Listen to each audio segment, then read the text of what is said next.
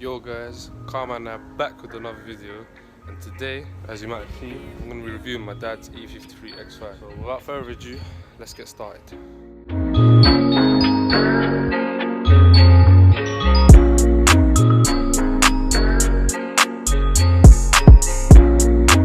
This is our 2003 BMW X5, 1st of January 2003, so it's got a 52 plate.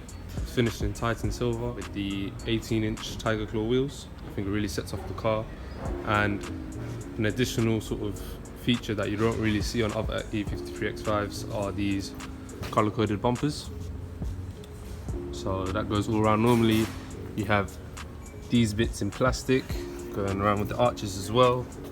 You even got custom side steps, and it even follows towards the rear where you've got the color-coded bottom diffuser bit as well. Really sets off the car. This is obviously the first generation of the BMW X5, and it really has aged quite well. I think these look quite nice, and it's got a real nice presence on the road. Obviously it's a lot smaller than the current X5, but it still sort of presents its size really well.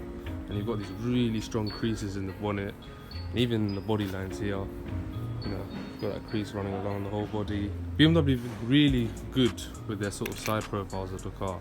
They always manage to have some nice sharp lines. You've even got this sort of wide body effect right here with the almost flared arches. But yeah, no, it's really nice looking car. Obviously this is quite an old car, so you do see some bits of wear.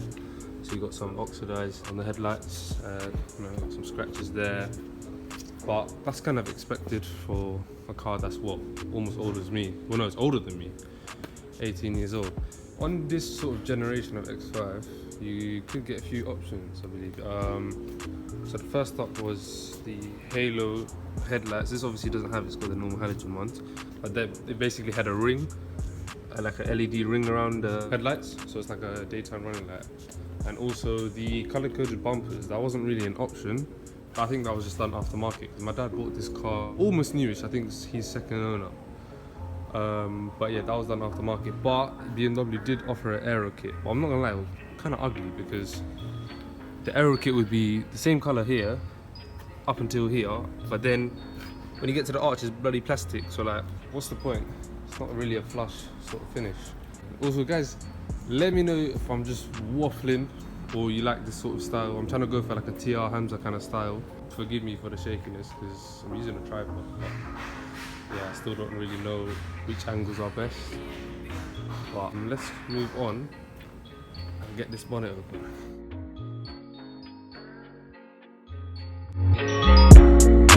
The bonnet lever is just here.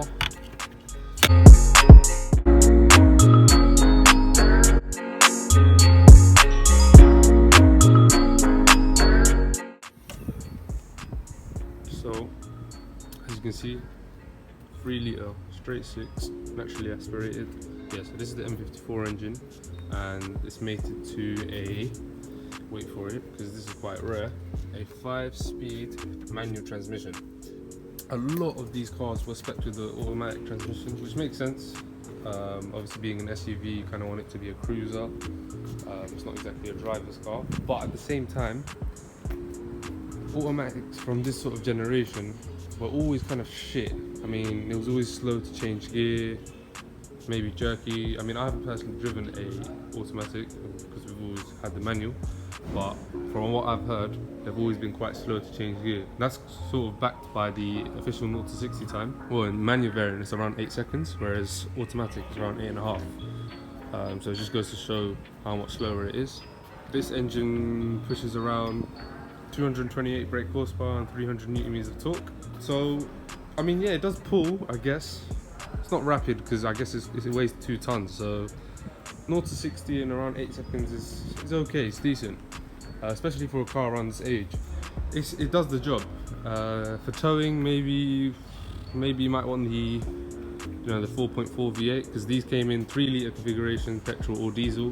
Then you had the 4.4 petrol V8. I think that made around just over 300 brake horsepower. And then you had, well, on this gen, so the pre-LCI, the 4.6 IS, and then obviously in the LCI they updated that engine to the 4.8. Personally, Out of all the X5s, I think the 3 litre petrol is your best bet in terms of all-round balance. So reliability, this engine's been fairly reliable, alhamdulillah.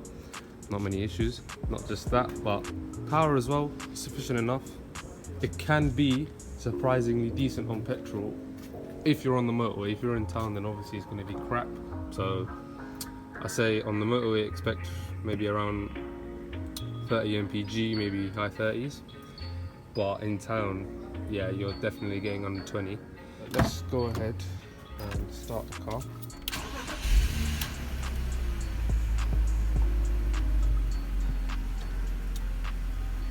So I'm just going to give you some sound clips of the car now.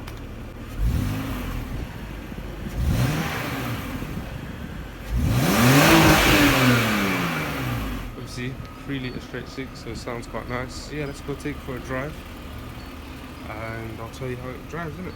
I cut this out here, by the way. Say that. Let me just brush my beard and that.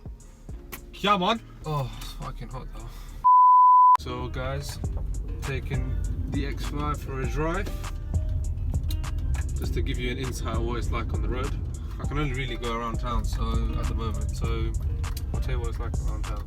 I don't know if I mentioned earlier in the video, but the ratio of first gear, so it can be quite responsive. So like, look, you know what I mean? So it can obviously be a bit jerky, so you do need to be wary of that. But as you're going along, the suspension is a little stiff because this is a sports variant, you have to remember. So you do definitely feel the bumps a bit more than what you'd expect in an SUV.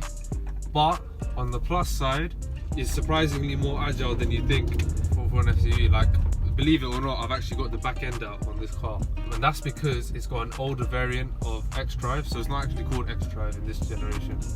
Can't remember what it's called, but it's basically a 70-30 split. So 70% of the power goes to the rear and 30% goes to the front. So you do really feel that rear biasness of this car, the nature of this car. Not just that, but because it's a sports model, it's actually the suspension, it's actually got quite a bit of camber. Again, that helps a lot with the handling. So that's what's so special about the first generation of the X5. Obviously, engine-wise, it's not that much of, that's the Rolls Royce in case you didn't spot it. But yeah, it's not that much of a performance vehicle.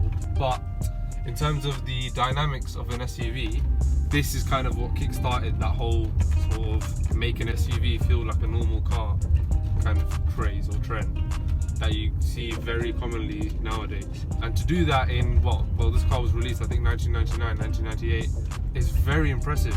So hats off to BMW for that. In terms of the engine itself, 228 brake is definitely not a slouch. It's not rapid as well though, but let's give it some. So you can definitely tell it's got a bit of power. In terms of how the power is delivered, well, it's naturally aspirated, so you do kind of get a nice linear power. I say it really comes into life at around between 2 and 5k revs. 5 to 6 kind of, there isn't much in it left, and because of the lack of torque from below 2, it can just be a bit lifeless, I guess. Not lifeless, but you guys get what I mean. As you can hear, you really can't hear much. There's not really that many creases and stuff, like creaks, and I mean for an 18-year-old car, that's very impressive. Yeah, that's about it, guys. I mean, living with it is very spacious inside. The cabin's very spacious. It'll easily seat 5, and it'll carry all your shopping as well. Fuel consumption, well, funnily enough, I took this car to Ilford to eat with my boys. I'm not gonna lie, obviously I was ragging the shit out of it, but I calculated it right, because I spent like £30 petrol. I only did like 40 miles and it was like 20 litres or something. So I only managed to do like fucking 8 miles per gallon, which is just ridiculous. 8 miles per gallon. I know it's 3 litre, but my god. Like the other day I went out on the roads and even that was 9. So yeah, I don't know what's going on there. Yeah, this car's not exactly fuel efficient, definitely not. That said, on the motorway, if you are sensible, you're not trying to go for top speed runs, then yeah, you'll easily get above 30 mpg, which is good. So if you are going for like a motorway sort of cruiser, this is very good. And don't forget, because this is the manual, you do get just a tad bit better in terms of fuel consumption. But yeah guys, that's about it. So guys, that is the BMW E53 X5. Hope you enjoyed today's video. Sorry about it being a bit basic and stuff. Sorry if I missed out certain details that you might want to know. But let me know in the comments below what you guys want to see from this channel. A lot more to come, a lot more cars, a lot more content, and hopefully a lot better equipment so I can get better at filming and stuff. Because at the moment, it's a bit of a shambles.